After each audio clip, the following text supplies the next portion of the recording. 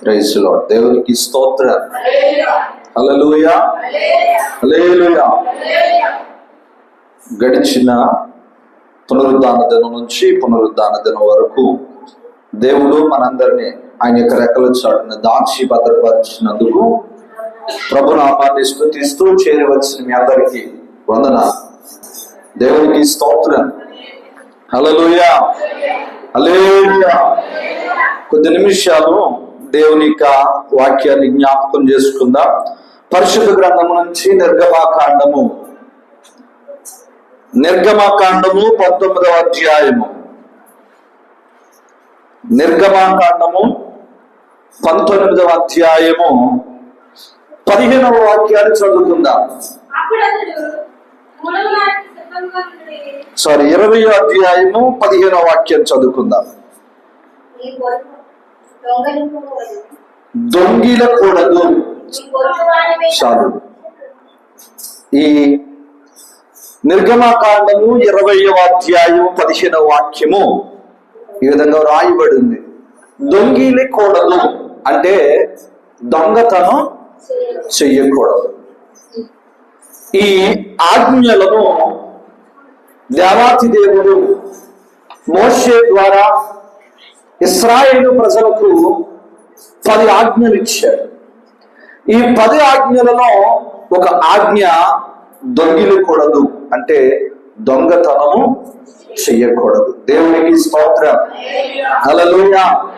ఇది బైబిల్ గ్రంథంలోని అతి చిన్న వచనము, కానీ ఇదే ఒక అతి పెద్ద పాపముగా మార్చబడుతుంది.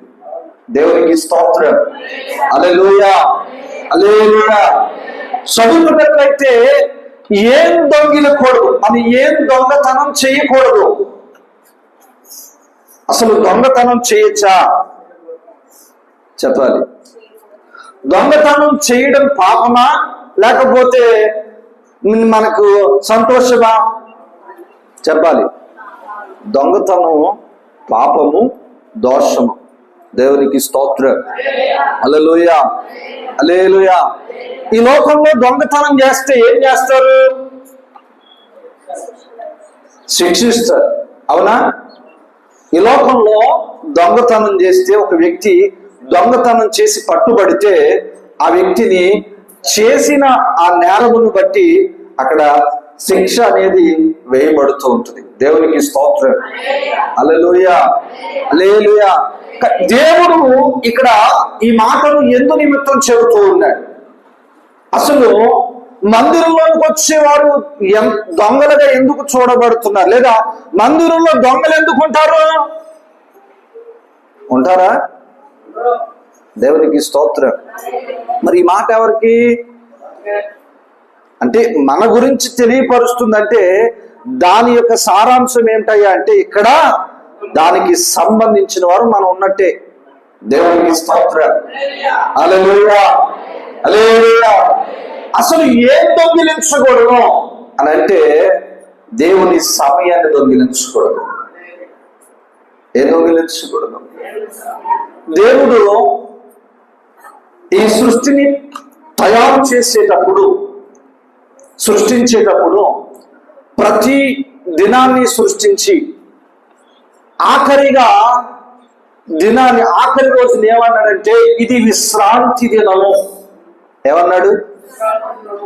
ఇది విశ్రాంతి దినము అంటే ఇదే ఆజ్ఞ ఇశ్రాయేలు ప్రజలకు కూడా ఇచ్చాడు. ఏమని? ఇదిగో విశ్రాంతి దినమందు నువ్వు దేవుని మందిరానికి వెళ్ళాలి. నీ పని ఏదైనా, ఈ యొక్క పరిపాట్లు ఏదైనా సరే ఆ రోజు ఏం చేయాలా? వదిలేసుకోవాలి. అది దేవునికి ఇవ్వబడింది గనక, దేవుని ద్వారా చెప్పబడింది గనక ఆ రోజు మనం ఖచ్చితంగా ఏం చేయాలా చెప్పాలి. మాట్లాడతలేదు ఎవరు కూడా గట్టిగా. దేవుని మందిరానికి లేదా దేవుడు మన కొరకు ఏర్పాటు చేయబడిన విశ్రాంతి దినాన్ని మనం ఆయన మందిరంలో ఉండాలి. దేవునికి స్తోత్రం. విశ్రాంతి దినం అంటే ఏంటి? ఏ రోజు వచ్చింది చెప్పాలి? ఆదివారం. ఈరోజు ఎంతమంది ఆదివారాలు కరెక్ట్గా మందిరానికి వస్తున్నారు? మనం చెప్పుకుంటున్నాం కదా, క్రీస్తును అనుసరిస్తున్నాం, క్రీస్తు వాక్యాన్ని అనుసరిస్తున్నాం అని చెప్పుకుంటూ క్రైస్తవులుగా పిలువబడుతున్నాం, రక్షణ పొందుకున్నాం, దేవుని సన్నిధిలో ప్రభుబలం తీసుకుంటూ ఉన్నాం, నీతిమంతుడిగా పిలువబడుతున్నాం. కానీ నేను అంటాను, ఇక్కడ చేరిన మనలో ఎంతమంది ఆదివారం సమయాన్ని దొంగిలించకుండా దేవుని మందిరానికి రాగలుగుతున్నారు? ఈరోజు నేను అంటాను, ప్రియమైన దేవుని బిడ్డ, నీవు గనక మందిరానికి దేవుడు నీ కొరకు ఏర్పాటు చేసిన ఆ విశ్రాంతి దినాన్ని నువ్వు మందిరానికి రాలేకపోతే నువ్వు ఒక దొంగవే. నువ్వు ఒక దొంగవే. అదేంటండి పాస్టర్ గారు అంత మాట అనేసారు అంటారేమో. అవును, నువ్వు నేను కూడా దేవుని యొక్క సమయాన్ని దొంగిలిస్తున్నాం గనక దొంగే. చిన్న దొంగతనం చేసినా దొంగే అంటారు, పెద్దది చేసినా దొంగే అంటారు. ఈరోజు మనం చాలా విలువైన సమయాన్ని దొంగిలిస్తూ ఉన్నాం. దేవుని సన్నిధిలో గడపవలసిన శ్రేష్టమైన విలువైన సమయాన్ని దొంగిలిస్తూ ప్రభు ఎదుట మనం దోషులుగా కనబడుతున్నాం. కానీ ఈ భూలోకంలో నీకు ఏ విధమైన శిక్ష ఉండకపోవచ్చేమో కానీ దేవుని మందిరం విడిచి లేదా దేవుని మందిరం మానేస్తున్నందుకు ఖచ్చితంగా నీకు ఏదో ఒక రోజు శిక్ష అనేది నీకు కలుగుతుంది. ఏం కలుగుతుంది? ఎందుకని మనం తప్పు చేస్తున్నాం గనక, మనం దోషులము గనక తీర్పులో మనం నిలవబడవలసిన వారమై ఉన్నాం. దేవునికి స్తోత్రం. హల్లెలూయా, హల్లెలూయా. ఈరోజు నేను అంటాను, నీవే విధమైన దొంగతనం చేస్తున్నావు నాకు తెలియదు. దేవుని సమయాన్ని దొంగలిస్తున్నావో, లేదా దేవునికి ఇవ్వవలసినవి దొంగలిస్తున్నావో, దేవుని సన్నిధిలో నువ్వు ఏ విధముగా దొంగగా పిలువబడుతున్నావు నాకు తెలియదు. కానీ ప్రియమైన దేవుని బిడ్డ, ఈరోజు నేను అంటాను, నువ్వు దొంగ అనే ముద్ర వేయబడితే నీతో పాటుగా నీ కుటుంబం అంతటికి ఆ ముద్ర వస్తుంది. ఇప్పుడు ఒక వ్యక్తి దొంగతనం చేశాడు, ఆ వ్యక్తి దొంగతనం చేశాడని చెప్పి ఊరంతా తెలిసింది. ఏమని? ఊరంతా తెలిసింది. ఇప్పుడు వాళ్ళ పిల్లలు కానీ, లేదా వాళ్ళ భార్య కానీ, లేదా వారి తల్లిదండ్రులు కానీ వీధులు వెళ్తూ ఉంటే ఏమంటారు? రే దొంగోడు ఫ్యామిలీ రా అంటారా? అంటారా? ఇప్పుడు తప్పు చేసిందెవడు? కుటుంబంలో ఒకడు. కానీ దాని శిక్ష, దాని నేరం ఎంతమందికి వస్తుందయ్యా అంటే, కుటుంబంలో ఎంతమంది మీద ఉంటే అంతమంది మీదకి వస్తుంది. దేవునికి స్తోత్రం. ఈరోజు నేను అంటాను, ప్రియమైన దేవుని బిడ్డ, ఒక్క ఆదివారమే కదా అని చెప్పి నువ్వు నిర్లక్ష్యం చేసి మందిరాన్ని నువ్వు మానేసినట్లయితే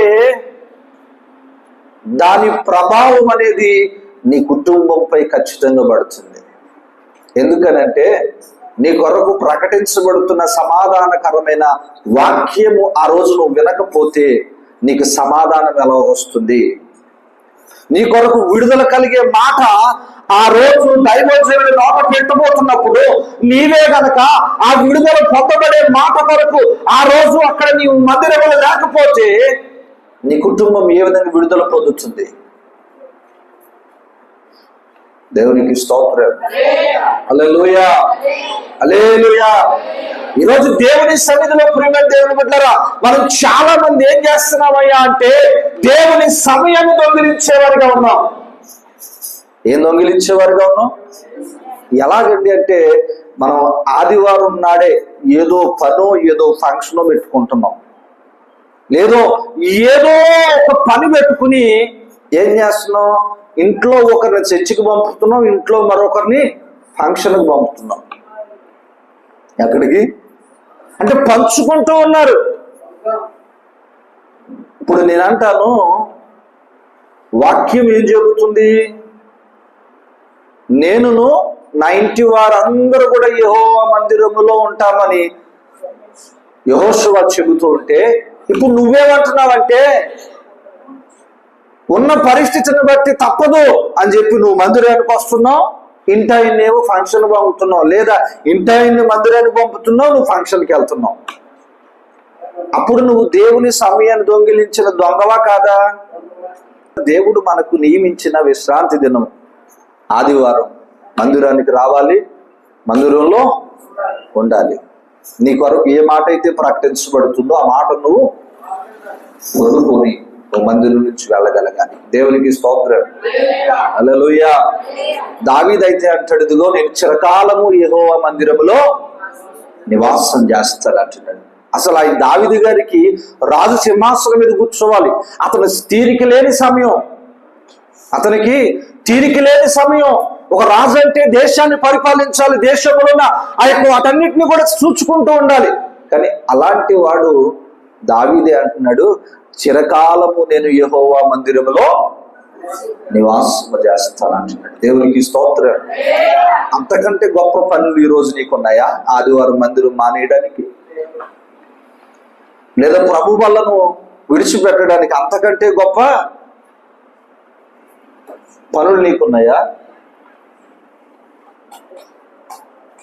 నేను ఒకరోజు ఒక విశ్వాసిని అడిగాను, ఏవమ్మా ప్రభు వాళ్ళు ఎందుకు తీసుకోలేదు అని అంటే, ఆవిడ చెబుతున్న మాట, పాస్టర్ గారు నాలో ఒక లోపం ఉందండి, ఆ లోపం గురించి తీసుకోలేదు. లోపం ఉందని తెలుసు కానీ లోపాన్ని సరిదిద్దుకోవాలని తెలియట్లేదు. ఎక్కడ ఇది దొంగలం అవుతున్నాం మనం?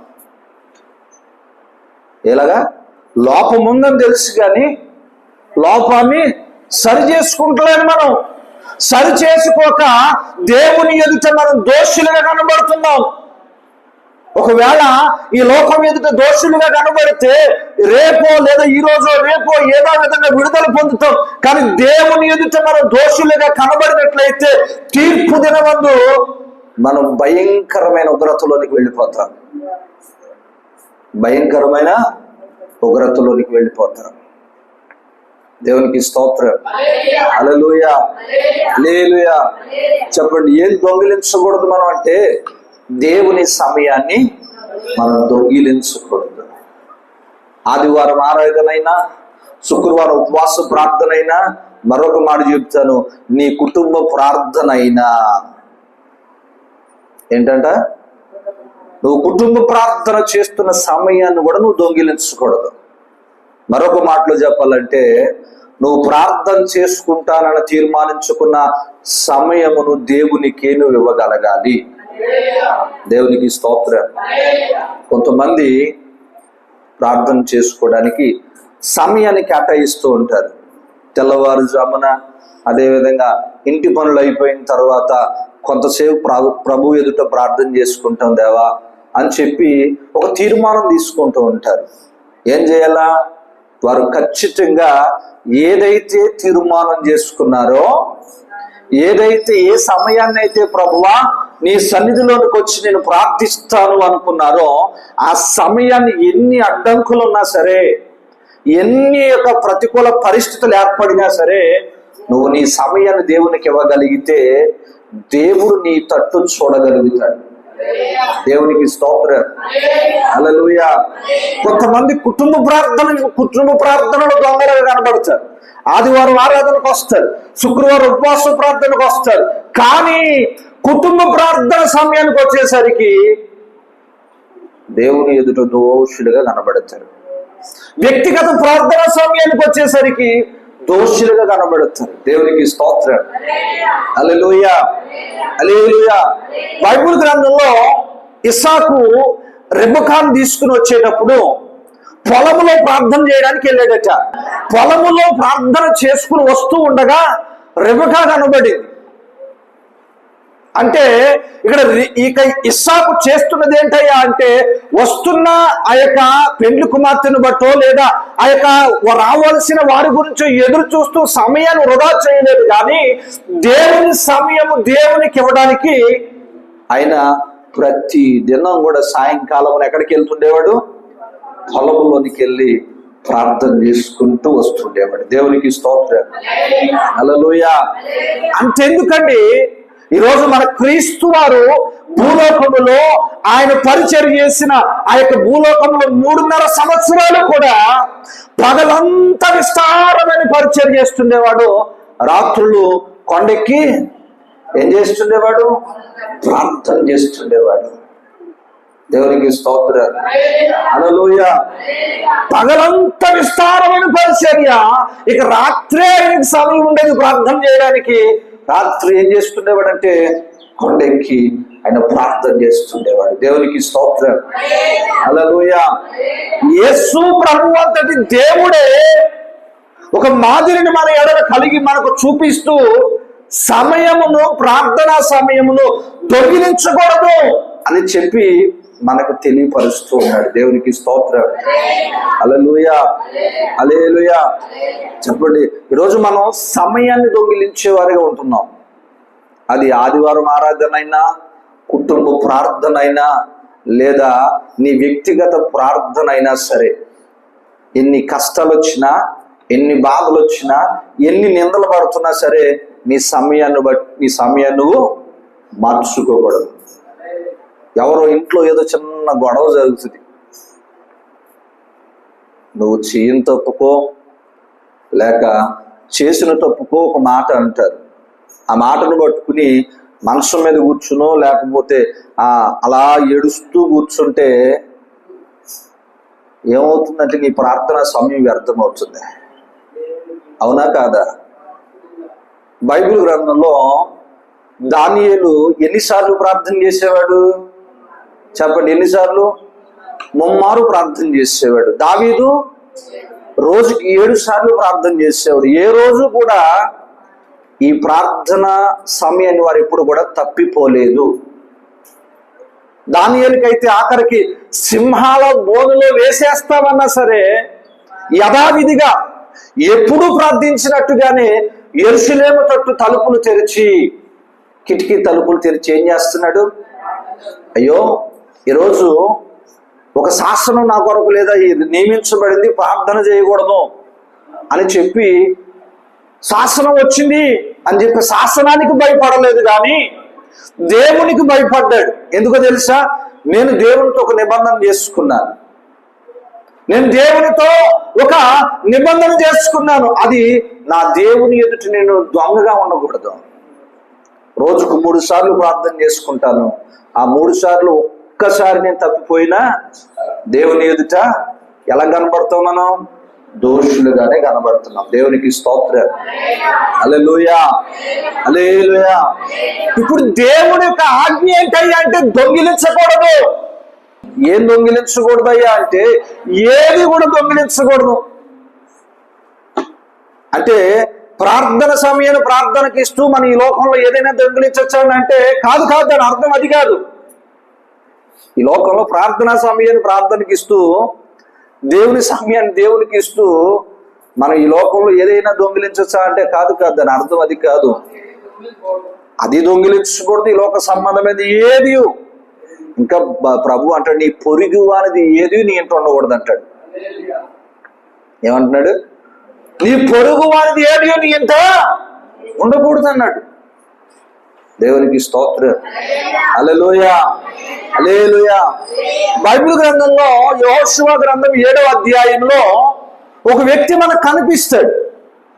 ఆ వ్యక్తి ఆకాను అనే ఒక వ్యక్తి. ఎవరండి? చెప్పాలి గట్టిగా. ఆకాను అనే వ్యక్తి మనకు కనిపిస్తాడు. దేవుడు ఆజ్ఞ ఇచ్చాడు. ఏంటి అంటే, ఇదిగో మీరు వెళుతున్న ఆ పట్టణంలో ఏది కూడా మీరు ముట్టవద్దు. ఏమన్నాడు? మాట్లాడుతలేదు ఎవరు కూడా. మీరు వెళుతున్న యుద్ధానికి వెళుతున్న ఆ ప్రాంతంలో, ఆ యెరికో పట్టణంలో ఏది కూడా మీరు ముట్టుకోకూడదు. అంతా కూడా ఏం చేయమన్నాడు? నాశనం చేసి తీసుకొచ్చేయండి అన్నాడు. యుద్ధం చేస్తున్నప్పుడు ఆకానుకట ఏం కనపడింది? బంగారము, ఆ యొక్క పట్టు వస్త్రములు, సీనాయి వస్త్రములు కనబడ్డాయంట.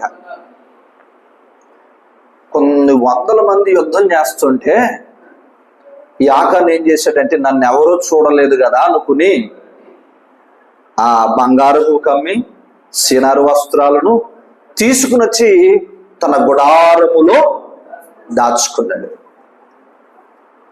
ఎవరు చూడలేదు, ఎవరు చూడలేదు. దేవుని ఆజ్ఞ ఏంటి? మీరు అక్కడిది ఏది కూడా ముట్టకూడదు అన్నాడు. ఇతడుగా ముట్టుకోపోవడమే కాక దాన్ని తీసుకుని వచ్చి ఎక్కడ పెట్టాడయ్యా అంటే తన గుడారంలో పెట్టాడు. దేవునికి స్తోత్రం, హల్లెలూయా. తర్వాత దినాన్ని ఒక చిన్న ఊరు, చిన్న పట్టణం మీదకి యుద్ధానికి వెళ్ళవలసి వచ్చింది ఇశ్రాయేలు. అక్కడికి 3,000 మంది వెళ్తే సరిపోతుందిలే అనుకున్నారు. అంటే సంఖ్య ఈ చిన్న పట్టణానికి ఎంతమంది ఎందుకు అనుకున్నారు. కానీ వారట ఈ బలవంతులైన ఈ యొక్క బలాఢ్యులైన ఇశ్రాయేలు ప్రజలు తరిమి కొట్టారట. ఏం చేశారు? తరిమి కొట్టారు. యెహోషువ దేవుని మందిరంలో దేవుని యొక్క సమ్ముఖంలోనికి వచ్చి అడుగుతున్నాడు, దేవా, గొప్ప గొప్ప పట్టణాలనే మేము జయించడానికి నీ కృప తోడుగా ఉంచావు కదా, ఈ చిన్న పట్టణాన్ని ఎందుకు మేము జయించలేకపోయాం అని ఏడుస్తూ ఉంటే అప్పుడు బయలుపరచబడిన మాట ఏంటయ్యా అంటే, ఇదిగో మీలో ఒకడు ఏం చేశాడు? నేను చెప్పిన ఆజ్ఞను తృణీకరించాడు. మీలో ఒకడు ఇదిగో ఒక బంగారమును సీనారు వస్త్రాలు తీసుకుని వచ్చాడు అని చెప్పి ప్రభువు చెప్పాడు. వాస్తవానికి ఒక మాట చెప్పన, ఇశ్రాయేలు ప్రజలు ఎవ్వరు కూడా తప్పు చేయలేదు, ఒక ఆకాను తప్ప. కానీ ఆకాను బట్టి ఇశ్రాయేలు ప్రజలందరికీ ఆ రోజు ఏమొచ్చిందయ్యా అంటే అపజయం వచ్చింది. నేను ఎందుకు చెప్తున్నానంటే, కుటుంబంలో ఒక వ్యక్తి దారి తప్పిపోతే, కుటుంబంలో ఒక వ్యక్తి దారి తొలగిపోతే గృహం అంతా, కుటుంబంలో ఉన్న వారంతా బాధింపబడతారు. అవునా కాదా? ఒక వ్యక్తి కుటుంబంలో త్రాగుడుకు బానిసై, ఒక లోక సంబంధమైన వాటికి బానిసై ఏ విధముగాని ఇంటి దగ్గర సహకరించకపోతుంటే కుటుంబం సంతోషంగా ఉండగలుగుతుందా? కుటుంబంలో ఎంతమంది ఉన్నప్పటికీ ఆ వ్యక్తిని బట్టి కుటుంబం అంతా ఏమవుతుంది? సంతోషపడతారా? ఇబ్బంది పడతారు. స్కూల్కి వెళ్ళే వాళ్ళైతే పలానా తండ్రి ఒరే తాగుబోతోడురా అంటారు, పలానా భర్త రే పలానా భర్తరా ఆడో తాగుబోతోడురా అంటారు. అంటే ఇప్పుడు నిన్ను బట్టి ఎవరైతే తప్పు చేశారో వారిని బట్టి వారి కుటుంబం అంతటికి వచ్చినట్టుగా ఇక్కడ ఆకాను బట్టి ఆ రోజు అపజయము ఇశ్రాయేలు ప్రజలందరికీ వచ్చింది. ఏడ్చారు, కన్నీరు గార్చారు అందరూ కూడా. దేవుడు బయలుపరిచాడు. ఆకాను బట్టి ఆకాను కుటుంబం కూడా ఆ రోజు ఏం చేయబడిందయ్యా అంటే చంపబడ్డారు. ఏం చేయబడ్డారండి? ఎవరిని బట్టి? ఆకాను పిల్లలు తప్పు చేశారా? ఆకాను భార్య తప్పు చేసిందా? ఆకాను యొక్క తల్లిదండ్రులు తప్పు చేశారా? తప్పు చేసింది ఎవరయ్యా అంటే ఆకాను ఒక్కడే. దాని ప్రభావం ఎంతమంది మీద ఉందయ్యా అంటే కుటుంబం అందరి మీద ఉంది. దేవునికి స్తోత్రం. ఈరోజు నేను అంటాను, ప్రియమైన దేవుని బిడ్డలారా, నువ్వు తెలుసు తెలియక చేస్తున్న తప్పుల యొక్క ప్రభావం నీతో పోదు, నీ కుటుంబంపై ఏలుబడి చేస్తుంటది. జాగ్రత్తగా పరిశీలించుకోవాలి. మనం ఏదైనా చేస్తున్నప్పుడు ఇది దేవునికి అనుకూలమా కాదా, దేవుని మందిరంలో దేవుని యొక్క వాక్యానికి అనుకూలమా కాదా అని 1-2 సార్లు మనం ఏం చేసుకోవాలి అంటే మనం పరిశీలించుకుని మనం ముందుకు కొనసాగాలి. ఆకాను పట్టు వస్త్రాలు పట్టుకునేటప్పుడు మనసులో అనుకుంటూ ఉండాలి, ఇది దేవుడు చెప్పాడు కదా, నేను ముట్టుకోకూడదని. కానీ దేవుని మాటను సైతం లెక్క చేయకుండా వస్త్రాలు తీసుకుని వచ్చి ఎక్కడ పెట్టాడు? గుడారంలో దాచాడు. ఇప్పుడు నేను అంటాను, చాలాసార్లు చెప్పారు, ఎవరైనా ఏదైనా తప్పు చేస్తున్నప్పుడు నీ కంటబడితే నువ్వేం చేయాలా? చెప్పాలి, తప్పు అని చెప్పాలి. అవునా కాదా? ఇప్పుడు నేను ఆలోచించేది ఏంటయ్యా అంటే అసలు ఆకాను కుటుంబం ఎందుకు నశించిపోయింది? ఆకాను చేసిన తప్పుకు ఆకాను కుటుంబం ఎందుకు చనిపోయారు అని అంటే, గుడారంలో ఆ యొక్క బంగారపు కమ్మిని పట్టు వస్త్రాలను దాచేటప్పుడు వీళ్ళందరూ ఏం చూశారా లేదా? చూశారు కదా. మరి చూస్తున్నప్పుడు ఏం చెప్పాలా? ఆకాను తండ్రి అయితేనో, ఆకాను భార్య అయితేనో, ఆకాను బిడ్డలైతేనో ఏం చెప్పాలా? నానా నువ్వు చేస్తుంది తప్పు అని చెప్పాలి. అవునా?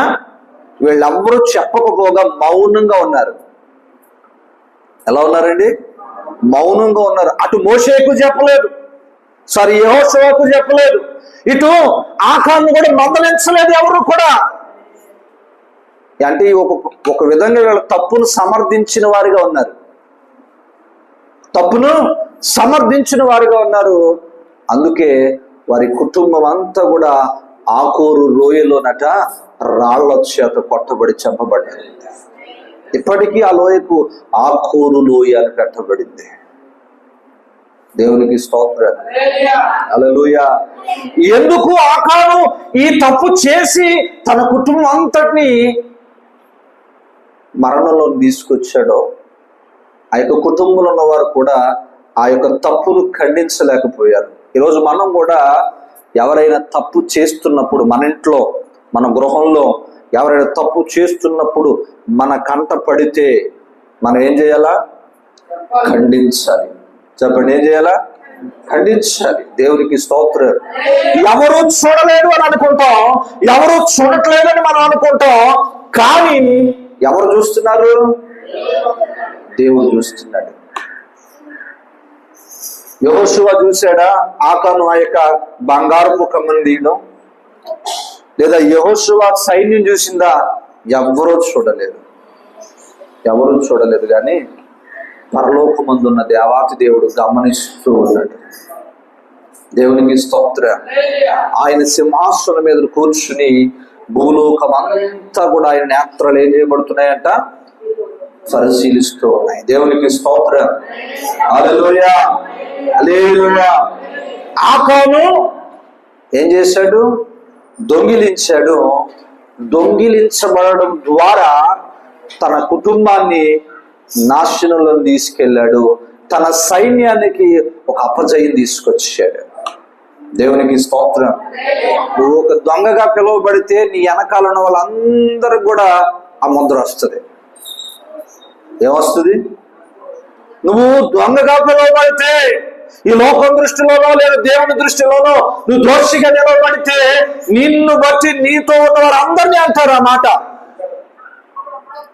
అవునా కాదా? నువ్వు ఏదైతే అనుభవిస్తున్నావో ఆ యొక్క నింద, ఆ యొక్క అవమానాన్ని నీతో ఎంతమంది తిరిగితే అంతమందిని అంటారు. అది నీతోనే పోదు, నిన్ను బట్టి నీ పిల్లలు, నీతో పాటు ఉన్న వారందరికీ కూడా అది వస్తూ ఉంటుంది. దేవునికి స్తోత్రం. హల్లెలూయా, హల్లెలూయా. కాబట్టి మనం ఎలా ఉండాలి అంటే జాగ్రత్తగా ఉండాలి. దేవుని సమయం విషయంలో, దేవుడు చెప్పిన ఆజ్ఞ విషయంలో, దేవుడు మనకి ఏదైతే బయలుపరుస్తాడో ఆ ప్రతి విషయంలో కూడా చాలా జాగ్రత్తగా నడుచుకోవాలా. ఇది ఒక ఆజ్ఞ. 10 ఆజ్ఞల్లో ఒక ఆజ్ఞ, దొంగతనం చేయకూడదు. దేవునికి స్తోత్రం. ఒకటి సమయాన్ని దొంగిలించేవారుగా ఉన్నాం. రెండోదండి, దేవునికి ఇవ్వవలసినవి మనం దొంగిలిస్తున్నాం. ఏం దొంగిలిస్తున్నాం? దేవునికి ఇచ్చేవి ఇంకేమున్నాయి చెప్పాలి. దేవునికి ఇచ్చేవి ఇంకేమున్నాయి అంటే, మనం దేవునికి ఇచ్చేవి ఇంకా చాలా ఉన్నాయి. దేవునికి స్తోత్రం. హల్లెలూయా. మన మొక్కుబడులు ఏంటండి? మనం మొక్కుబడులు, ఎన్నో మొక్కుబడులు చేసుకుంటున్నాం. అయ్యా నా కుమార్తెకి వివాహం అయితే ఇది చేస్తాను, లేదా ఇదిగో నా ఇంట్లో ఇదిగో సమాధానం కలిగితే నీకు ఇది చేస్తాను, లేదా నా కుటుంబంలో నేను అనుకున్నది జరిగితే మందిరానికి ఇది చేస్తానని చెప్పి ఎన్నో మొక్కుబడులు చేసుకుంటున్నాం. అవునా కాదా? చేసుకుంటున్నారా లేదా? మనం ఎన్నో మొక్కుబడులు చేసుకుంటున్నాం. ఆ మొక్కుబడులు మనం చెల్లించకపోయినా మనం దొంగలమే. ప్రార్థన చేయకపోతేనే కాదు, కానీ మనం చేసిన మొక్కుబడులను చెల్లించకపోయినా దొంగలు. ఒక మాట చెప్పనా అండి, బైబిల్ గ్రంథంలో ఒక తల్లి మొక్కుబడి చేసుకుంది. ఆమె పేరు హన్నా. పిల్లలు లేని సమయంలో తన యొక్క తోటి వారందరూ, తన తోటి కోడలు, చుట్టుప్రక్కల ఉన్న వాళ్ళందరూ కూడా సూటిపోటి మాటల చేత గాయపరుస్తూ ఉంటే ఆమె సిలోహులో ఉన్న మందిరానికి వెళ్ళిపోయింది. దేవుని ఎదుట కన్నీరు కారుస్తూ అడుగుతుంది, అయ్యా నీవు నాకు ఒక్క మగ బిడ్డనిస్తే, నాకు ఒక్క బిడ్డనిస్తే నీ మందిరానికి ఇచ్చేస్తానందా? ఇవ్వనందా? ఇచ్చేస్తానంది. మందిరానికి నీ సేవకు అర్పించేస్తానయ్యా అంది. అదే రీతిగా దేవుడు ఏం చేశాడు? ఒక మగబిడ్డనిచ్చాడు. ఆ తల్లి ఏం చేసిందయ్యా అంటే, పాలు విడిచిన తర్వాత సమూయేలు అనే బాలుడిని తీసుకుని వెళ్ళి దైవజనుడు ముందు పెట్టేసింది. అయ్యా ఇదిగో నేను చేసుకున్న మొక్కుబడి. ఏంటి? నేను చేసుకున్న మొక్కుబడి ఇది, ఇక బిడ్డను దేవునికి ఇచ్చేస్తాను అన్నాను. దేవునికి ఇచ్చేస్తాను అన్నాను. ఇచ్చేస్తున్నాను. ఆ దైవజనుడు అని ఉంటాడమ్మా, నీకు లేక లేక పుట్టాడు కదా, నువ్వు ఎన్నో సంవత్సరాలు కన్నీరు కారిస్తే పుట్టాడు కదా, ఈ బిడ్డను నీకు ఇచ్చేస్తా నీకో అని ఉంటాడు. కానీ ఆ తల్లి అయితే ఆ మాటకి ఏ మాటకు కూడా మాట్లాడకుండా, నేను నా దేవుని ఎదుట ఒక మొక్కుబడి చేసుకున్నానండి, ఇచ్చేస్తున్నాను. ఇకపై ఎందుకు తెలుసా? నా నింద తీసేసాడు. అసలు గొడ్రాలని నింద తీసేసాడు. నన్ను అప్పటి వరకు గొడ్రాలా గొడ్రాలా అని ఈ లోకం వేలెత్తి పొడుస్తూ ఉందండి. ఇప్పుడు నేను తల్లిని అయ్యాను కాబట్టి నా దేవునికి నేను ఇస్తానన్నది ఇచ్చేస్తున్నానని చెప్పి నా నిందను అవమానమును దేవుడు తొలగించేశాడు కదయ్యా, ఇంతకంటే గొప్ప భాగ్యం నాకు లేదు అని చెప్పి సమూయేలును దేవుడికి ఇచ్చేసింది. ఆ తల్లి అంతటితో ఆగిపోయిందయ్యా అంటే కాదు కాదు. సమూయేలు తర్వాత మరింత సంతానాన్ని దేవుడు ఆ బిడ్డకు అనుగ్రహించాడు. దేవునికి స్తోత్రం. హల్లెలూయా, హల్లెలూయా. ఈరోజు ఉన్న తల్లుల్లో ఏ తల్లైనా ఆ పని చేయగలరా? అవసరమైతే మందిరానికి ఎంత డబ్బాన్ని ఇచ్చేస్తారండి పాస్టర్ గారు, నేను వారసుడండి బాబు, ఫస్ట్ పుట్టాడు ఇవ్వనండి అని అంటూ ఉంటారు. మరి అలాంటప్పుడు నువ్వు తీర్మానం చేసుకోవడం ఎందుకు? అతడు నష్టము కలిగినను ప్రమాణం తప్పుడు, అతడు ప్రమాణం చేయగా నష్టము కలిగినను మాట తప్పడం ఉంది. అంటే ఒకసారి మనం ప్రమాణం చేస్తే దేవుని ఎదుట తప్పిపోయేవారుగా ఉండకూడదు. నువ్వు ఇవి దేవునికి, నీకు రెట్టింపు దేవుడు ఇస్తాడు. దేవునికి స్తోత్రం. హల్లెలూయా. నువ్వు ఇవి దేవునికి, నీకు రెట్టింపు దేవుడు ఇస్తాడు. మనం ప్రమాణాలు చేసేటప్పుడు జాగ్రత్తగా ఉండాలి. నేను ఎందుకు చెప్తున్నాను, చాలా సార్లు చెప్పాను, ఏదో ఉద్రేక ప్రమాణాలు దేవుని మందిరంలో మనం చేయకూడదు. దేవుని సన్నిధిలో ఉద్రేకమైన నిర్ణయాలు మనం తీసుకోకూడదు. తీసుకోవడం వల్ల దానివల్ల కలిగే నష్టాలు చాలా ఉన్నాయి. ఆచి తూచి ఆలోచించి దేవుని ఎదుట మనం చేసే ప్రమాణాలకు మనం చాలా జాగ్రత్తగా పరిశీలించి ముందుకు కొనసాగాలి. దేవునికి స్తోత్రం. ఆది అపోస్తుల కాలంలో పేతురు అనే దైవజనుడు ఎదుట కొంతమంది సంఘం ఉండేది. ఆ సంఘం ఏం చేస్తుండేవారయ్యా అంటే, పరిచర్య కొరకు తమ ఆస్తులను సైతం అమ్మి పాదాల దగ్గర పెడుతుండేవారట. ఏం చేస్తుండేవారండి చెప్పాలి? పేతురు అనే దైవజనుడి దగ్గర, అపోస్తులుడి దగ్గర పరిచర్య కొరకు తమ ఆస్తులను అమ్మి పాదాల దగ్గర పెడుతుండేవారు. ఇలా పెడుతున్న సమయంలో ఒక కుటుంబానికి ఉద్రేకం వచ్చింది.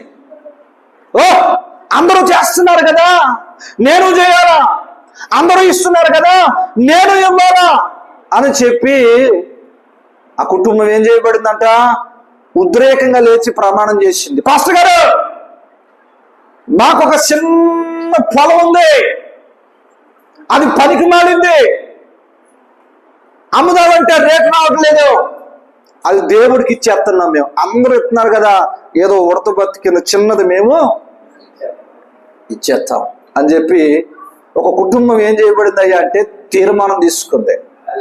ఏం చేయబడింది? ఒక తీర్మానం తీసుకుంది. ఇప్పుడు దేవుడికి అని చెప్పగానే దేవుడు దాన్ని విస్తరింపజేసేసాడు. అనుకున్న దానికంటే ఎక్కువ వచ్చేసింది. వెళ్ళారు, అమ్మేశారు, ఆశ వచ్చేసింది. ఇప్పుడు ఇంత వచ్చేసింది కదా, ఎంత దేవుడికి ఇచ్చేయాలా, ఎంతో కొంత ఇస్తున్నాం కదా అని అనుకున్నారే కానీ మనం ఎంత ఇవ్వాలనుకున్నామో అంత ప్రమాణపూర్వకంగా ఇవ్వగలగాల. నేను అంటాను, నువ్వు 10 రూపాయలు ఇవ్వాలని అనుకున్నావు, 10 రూపాయలు ఇవ్వాలి అనుకున్నావు, నువ్వు 11 రూపాయలు ఇస్తే నిన్ను దేవుడు ఏం వదిలేడు. కానీ నువ్వు 9 రూపాయలు ఇచ్చినా నువ్వు దోషివే. ఏంటంట? ఇప్పుడు నువ్వు 10 రూపాయలు దేవుని మందిరానికో దేవునికో ఇస్తాననుకున్నావు, నువ్వు 9 రూపాయలు ఇచ్చినా దేవుని ఎదుట దొంగవే. నువ్వేం చేయాలా? నువ్వు ఇస్తానన్నది దేవుని ఎదుట పెట్టగలగాల, దేవుని శోధించగలగాల. దేవునికి స్తోత్రం. హల్లెలూయా. ఈ అనన్య సఫీరా అనే దంపతులు ఏం చేశారయ్యా అంటే, వెళ్ళారు, పొలం అమ్మారు, వచ్చిన దానిలో కొంచెము దాచి కొంచెము దైవజనానికి వచ్చారు. ఇది ఎవరికి తెలియదు అనుకున్నారు, ఇది ఎవరికి తెలియదు అనుకున్నారు. కానీ ఆత్మపూర్ణుడైన దైవజనుడికి తెలియదు అనుకున్నారు కూడా. దేవుడు సమస్తమును బయలుపరచగలిగే గొప్ప అభిషేక్తుడు అక్కడ ఉన్నాడు. ఆ దైవజనుడికే మరుగు చేయాలనుకున్నారు. చేసిన తీర్మానమును ప్రక్కన పెట్టాలనుకున్నారు. మరేం చేశారయ్యా అంటే, దేవుని సొమ్మిని దొంగిలించి తన ఇంట్లో పెట్టుకున్నారు. అదేంటండి పాస్టర్ గారు, దేవుని సొమ్ము ఎలాగైంది? దేవుని సొమ్ము ఎలాగైంది అంటే, ఒక్కసారి దేవుని పేరు పెట్టబడిందో అది దేవుని సొత్తే. అది నువ్వు ఉద్రేకంగా తీసుకున్నావో లేదా సమాధానంగా తీసుకున్నావో, ఏ విధముగా దేవుని పేరు పెట్టబడినా సరే అది దేవునికే చెందాలి. లేని పక్షంలో అది నీకు నష్టమే మారుస్తుంది. నేను చాలాసార్లు చెప్పాను, దేవుని పేరు పెట్టబడింది ఏదైనా నీ ఇంట్లో ఉంటే అది నీకే శ్రమ. దేవుని సంబంధించిన ఏ వస్తువైనా దేవుని మందిరములో కాక దేవుని పరిచర్యలో కాక నీ యొద్ద ఉన్నట్లయితే అది నీకు శాపమే. దేవునికి స్తోత్రం. నేను ఒక మాట చెప్పనండి, బైబిల్ గ్రంథాన్ని చదివి ఎంతో మంది దొంగలు మార్చబడుతూ ఉంటే బైబిల్ గ్రంథాన్ని చదువుతున్న మనలో ఎంతో మంది దొంగలుగా తయారవుతున్నారు.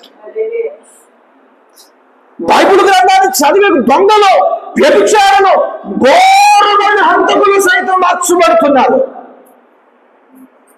కానీ క్రీస్తు బిడ్డలుగా పిలువబడుతున్న మనలో నిజమైన మార్పు కనిపించట్లేదు. ఒక మాటలో చెప్పాలంటే, ప్రారంభ దినాలలో ఉన్న ఆ ఆసక్తి రోజు నీకుందా? నేను అడుగుతున్న ప్రశ్న, ప్రారంభ దినాలలో మందిరమైన దేవుని యొక్క వాక్యం పట్ల, దేవుని యొక్క భక్తి పట్ల ఉన్న ఆసక్తి ఈ రోజు నువ్వు కలిగి ఉన్నావా?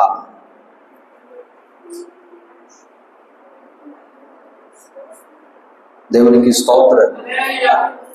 హల్లెలూయా. ఆలోచన చేయండి ప్రియమైన దేవుని బిడ్డలారా. ఈరోజు దేవుడు ఈ మాట మన కొరకు ఎందుకు బయలుపరుస్తున్నాడయ్యా అంటే, దేవుని సమయాన్ని దొంగిలిస్తున్నామేమో, దేవునికి ఇవ్వవలసింది దొంగిలిస్తున్నామేమో, దేవునికి ఇవ్వవలసిన వాటిలో మనం ఎక్కడైనా దోషులుగా కనబడుతున్నామేమో. మీలో ఎంతమంది ఖచ్చితంగా దేవునికి ఇవ్వవలసిన అర్పణలు అయితేనేమి లేదా దేవునికి ఇవ్వవలసినవి ఎంతమంది ఖచ్చితంగా ఇవ్వగలుగుతున్నారో నాకు తెలియదు. కానీ ఇచ్చినవాడు ఎప్పుడు పడిపోడు, ఇచ్చినవాడు ఎప్పుడు దేవుని సన్నిధిలో జారిపోయినట్టుగా బైబిల్ గ్రంథంలో రాయబడలేదు. అన్న తన కుమారుని ఇచ్చేసింది, అంతటితో ఆగిపోయిందాయా అంటే కాదు కాదు, అన్నాను దేవుడు మరింత సంతానం కలిగింప చేశాడు. దేవునికి స్తోత్రం. హల్లెలూయా, హల్లెలూయా. దేవుడు మరింతగా ఆశీర్వదించాడు. ఇచ్చిన వారు ఎప్పుడు పాడైపోలేదండి. దేవునికి ఇచ్చిన వాడిలో ఎవరు కూడా పాడైపోలేదు. నేను అంటాను, చాలాసార్లు చెప్పాను, నువ్వు తీసుకునే తీర్మానం ఉద్రేకంగా ఇప్పుడు తీసుకోవద్దు. బైబిల్ గ్రంథంలో సొలొమోను రాస్తూ అంటాడు, ఇదిగో నువ్వు మ్రొక్కుబడి చెల్లించలేని పరిస్థితుల్లో ఉంటే మ్రొక్కుబడి చేసుకోవడం మేలు, చేసుకోకపోవడం మేలు. ఒకవేళ నువ్వు కనుక మ్రొక్కుబడి చేసిన ఎడల దాన్ని ఖచ్చితంగా చెల్లించాలని సొలొమోను అంటున్నాడు. దేవునికి స్తోత్రం. హల్లెలూయా, హల్లెలూయా. ఈరోజు మనం ఏ విషయంలో దేవుని ఎదుట దోషులమై ఉన్నామో ఒకసారి పరిశీలించుకోవాలి. ఎందుకంటే నిన్ను బట్టి నీ కుటుంబం అంతా కూడా దాని యొక్క ప్రభావం కనిపిస్తుంది. నీ కుటుంబంలో నువ్వు దారి తప్పిపోతే, ఒక యజమానుడు కానీ ఒక యజమానురాలు కానీ దారి తప్పిపోతే తన కుటుంబం యొక్క పరిస్థితి ఎంత హీనమైన స్థితికి జారిపోతుందో ఒకసారి ఆలోచన చేయండి. ఆకాను ఒక్కడే కానీ తాను చేసిన తప్పు తన కుటుంబం అంతటికి ఏం తెచ్చింది? శాపాన్ని తెచ్చింది. దేవునికి స్తోత్రం. ఇప్పటికీ ఆకాను యొక్క వంశము శపించబడింది. ఇప్పటికీ ఆకాను యొక్క వంశము శపించబడింది. బైబిల్ గ్రంథంలో యేసయ్యను వెంబడించిన వాడు ఇస్కరియోతు యోధ. ఎవరండి చెప్పాలి? ఇస్కరియోతు యోధ. ఎన్ని వెండి నాణాలకి యేసయ్యను అమ్మేశాడు? చెప్పాలి. 30 వెండి నాణాలకి యేసయ్యను అమ్మేశాడు. ఇప్పుడు యేసయ్యను అక్రమంగా సంపాదించిన డబ్బు సమాధానంగా ఏమైనా ఉండగలిగాడా? దేంతో అయితే సంతోషంగా ఉండాలనుకున్నాడో దానితోనే మరణం వాడి మీదకి వచ్చింది. ఉరి వేయబడినట్టుగా, ఉరి తీసుకోబడినట్లుగా వాక్యంలో రాయబడింది. ఎందుకు ఈ మాట చెబుతున్నానంటే, నీది కానిది ఏదైనా నీ వద్ద ఉన్నట్లయితే నువ్వు దొంగవే. పొరుగు వారిది ఏది అయినా నువ్వు ఆశించినా నువ్వు దొంగవే. ఈ ఆజ్ఞల్లో ఇంకా కొంచెం కిందకి వెళ్తే చాలా స్పష్టంగా రాయబడింది. పొరుగు వారిది దాసి అయినను, పొరుగు వారి భార్య అయినను, పొరుగు వారి దాసుడినైనను నువ్వు ఆశించకూడదు అని ఉంది. దేవునికి స్తోత్రం. హల్లెలూయా. దీని అర్థం ఏంటి? నీది తప్ప, నీకు సంబంధించిన తప్ప నీ వద్ద లేదా నువ్వు అనుభవించడానికి వీలు లేదు అని బైబిల్ చెప్తుంది. దేవునికి స్తోత్రం. హల్లెలూయా, హల్లెలూయా. 2 చేతులు చేద్దాం. హల్లెలూయా. ఇప్పుడు మనల్ని మనం పరిశీలించుకోవాలి. ఏంటయ్యా అంటే, ఈరోజు దేవుని ఎదుట నిర్దోషిగా కనబడుతున్నావా, దోషిగా కనబడుతున్నావా? దేవుని ఎదుట నువ్వు ఒక మంచి వాడిగా కనబడుతున్నావా, ఒక దొంగగా కనబడుతున్నావా? మంచివాడిగా, నిర్దోషముగా కనిపించాలంటే దేవుడు మనకిచ్చిన ఆజ్ఞలన్నిటిని కూడా మనం అనుసరిస్తూ వెళ్ళాలి. దేవునికి స్తోత్రం. నిజంగా చెప్పాలంటే మంచివాడిగా ఉండడం చాలా కష్టం. మంచివాడిగా ఉండడం చాలా కష్టం. కానీ కష్టమైనది కష్టపడితేనే మనకు ప్రతిఫలం దొక్కుతున్నట్టుగా దేవుని ఎదుట కూడా మనం కష్టపడి భక్తి చేస్తేనే దాని ఫలితం మనం పొందగలుగుతాం. దేవునికి స్తోత్రం. హల్లెలూయా. ఎందుకు చెప్తున్నానంటే, మనం తెలుసో తెలియకో దేవుని ఎదుట దోషులుగా కనబడుతున్నాం. ఇవ్వవలసింది ఇవ్వకపోగా దేవుని మందిరానికి, దేవుని సమయాన్ని దొంగిలిస్తూ మనం ప్రభు ఎదుట దోషులుగా మనం నిలవబడిపోతున్నాం. అందుకనే ఈ పునరుద్ధాన దినాన్ని దేవాతి దేవుడు నీతో, మనందరితో మాట్లాడుతున్న మాట, జాగ్రత్త, నేను రాబోయే సమయము ఆసన్నమైంది కాబట్టి మీలో ఉన్న ప్రతి వాడును కూడా మెలకువ కలిగి ఉండమంటున్నాడు. మీలో ఉన్న ప్రతి ఒక్క తప్పును, మీలో ఉన్న ప్రతి ఒక్క తప్పిదాన్ని మిమ్మల్ని మీరు పరిశీలించుకుని విడిచిపెట్టి మరలా ముందు కొనసాగమని దేవుడు మనతో మాట్లాడుతుండగా మనందరం కూడా మన ఆత్మ పరిశీలన చేసుకుంటూ, దేవాన్ని ఎదుటి నేను ఎక్కడైతే దోషిగా దొంగగా ఉన్నానో దయచేత మన్నించండి. ఇకపై నేను మరలా ఆ విధముగా నీ ఎదుట దోషిగా ఉండకుండానట్లుగా, దొంగగా ఉండకుండానట్లుగా నీ కృప మాకు తోడుగా దయచేయని ప్రభువా అంటూ ఏం చేయాలా? ప్రార్థనిస్తూ ప్రభు ఎదుట మనం కొనసాగే వారిగా ఉండాలా. దేవునికి స్తోత్రం. చెప్పండి. నిర్గమకాండం 20వ అధ్యాయం 15వ వాక్యంలో ఏం రాయబడింది? చెప్పాలి, ఏం రాయబడింది? దొంగిలించకూడదు. ఏం చేయకూడదు? దొంగిలించకూడదు. ఒక మాట చెప్పి ముగించేస్తాను. ఒకరోజు ఒక వ్యక్తి తన పిల్లాన్ని తీసుకుని వెళుతూ ఉన్నాడట. ఏం తీసుకుని? తన కుమారుని తీసుకుని వెళుతూ ఉన్నాడు. నాన్న, మా జాంకే కావాలి నాన్న అన్నాడట చెట్టుది. ఏమన్నాడు? జాంకే కావాలి నాన్న అని అంటే, ఆ వ్యక్తి ఏం చేశాడంటే, ఎవరు చూడట్లేదు కదా అని చెప్పి జాంకాయ కోసి ఆ చిన్న బిడ్డకి ఇచ్చాడు. తండ్రి ఏం చేశాడు, ఈడేం చూశాడు. ఇప్పుడు ప్రతిరోజు ఆ మార్గాన్ని వెళ్తున్నాడు. ఇటు ఎవడో లేనప్పుడు ఒక జాంకాయ కోసుకోవడం, జేబులో పెట్టుకోవడం. ఎవరో లేనప్పుడు చూస్తున్నాడు, జాంకాయ కోసుకోవడం, జేబులో పెట్టుకోవడం. ఆ రోజే ఆ తండ్రి, నాన్న తప్పు, మనం అడిగి కోసుకోవచ్చు, తప్పులేదు, కానీ అడగకుండా కోస్తే మనం దొంగలవరా అని చెప్పు ఉంటే ఆ బిడ్డ ఎప్పుడు తప్పు చేయడు. పిల్లల ఎదుట తల్లిదండ్రులుగా ఉండాల్సిన మనం ఒక మాదిరికరంగా ఉండాలి. అలా ఉండాలి. మన పిల్లల ఎదుట ఒక మాదిరికరమైన జీవితం బ్రతకాలి. తల్లిదండ్రులుగా మనమే మార్గము తప్పి ప్రవర్తిస్తూ ఉంటే ఇక వాళ్ళు నిన్ను నన్ను చూసి నడుచుకుంటారు. ఏం చూసి నడుచుకుంటారు? నిన్ను నన్ను చూసి నడుచుకుంటాడు. ఆ తండ్రి ఆ రోజు, ఇదిగో నేను కొయ్యకూడదురా, అడిగి నీకు ఇస్తానంటే ఒకవేళ ఆడు కూడా అడిగి తీసుకునే అవకాశం లేదా స్వభావం అనేది వచ్చి ఉండేది. ఎందుకు చెప్తున్నానంటే, కుటుంబ యజమానులుగా పిలువబడే తల్లిదండ్రులు సరైన మార్గములో నడవకపోతుంటే వారి బిడ్డలు కూడా వారిని వెంబడిస్తారు. దేవునికి స్తోత్రం.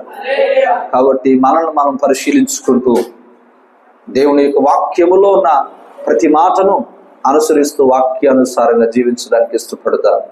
దేవుడి కొద్ది మాటలు మనందరి వినికిడిలో దీవించి ఆశీర్వదించుగాక. ఆమేన్.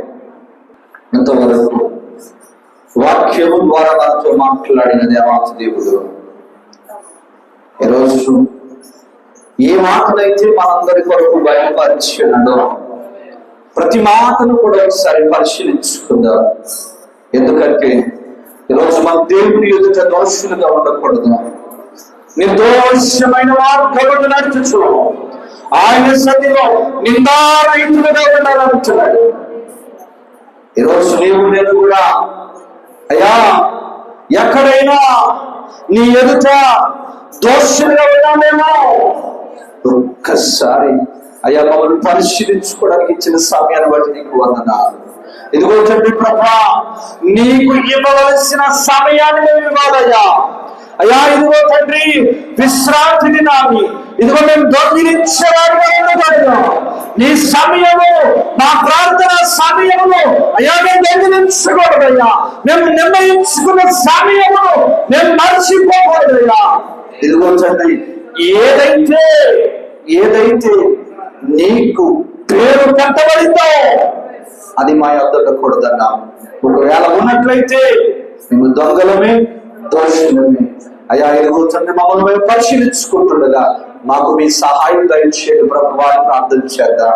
పరిశుద్ధుడా, ప్రేమ కలిగిన తండ్రి, నీకు వందనాలు. ఇది అవార్డు తండ్రి, ఈ పునరుత్థాన దినాన్ని మాతో మాట్లాడినందుకు మీకు వందనాలు. ఆకారం చేసిన ఒక్క తప్పు, ఆకారం ఒక్కడే తన కుటుంబాన్ని, తన సైన్యాన్ని ఆయన అయా ఇదిగో తండ్రి ప్రభువా అపజయంలోకి తీసుకుని వెళ్ళాడు. నాన్న ఇదిగో తండ్రి ఉద్రేకముగా తీసుకున్న తీర్మానం అయా ఇదిగో అననీయ సఫీరాలను అయా నాశనంలో నడిపించినట్లుగా అయా ఇదిగో తండ్రి మీకు ఇవ్వవలసింది మీకు ఇస్తూ మేము చేసిన తీర్మానాలను మేము నమ్మకంగా ఉండే కృప దయచేయమని ప్రార్థిస్తున్నాం. చేరవచ్చిన ప్రతి బిడ్డను పేరుతో చక్కగా దీవించండి. బిడ్డలు ప్రేమలో అనిపించిన కానుకలు దీవించండి. ఇచ్చిన బిడ్డలకు నిరంతరంగా గ్రహించి కానుకల్ని పరిచయంలో వాడుకుని అయా ఇదిగోతున్న మనందరినీ నీ మహిమ వరకే నిలబెట్టి గలపరిచి మాలో సమస్త బలహీనతలని దూరపరిచి సంపూర్ణ ఆరోగ్యము సంపూర్ణ విడుదల దయచేయమని రాలేని ప్రతి బిడ్డను దయచేతమనించి మరలా వచ్చేవారు వారందరినీ మందిరానికి తోడుకోవాలని ఇదిగో మరొకసారి సమస్త మహిమ ఘనత నీకే ఆరోపించుకుంటూ యేసు క్రీస్తు నామమున అడుగుచున్నాము తండ్రి, ఆమేన్. తండ్రి దేవుని ప్రేమ, కుమారుడు యేసు క్రీస్తు వారి కృప, పరిశుద్ధాత్మ యొక్క సహవాసము సహాయం మనకును లోకమున సమస్త దేవుని బిడ్డలందరికీ సదాకాలము తోడై నడిపించును గాక. ఆమేన్.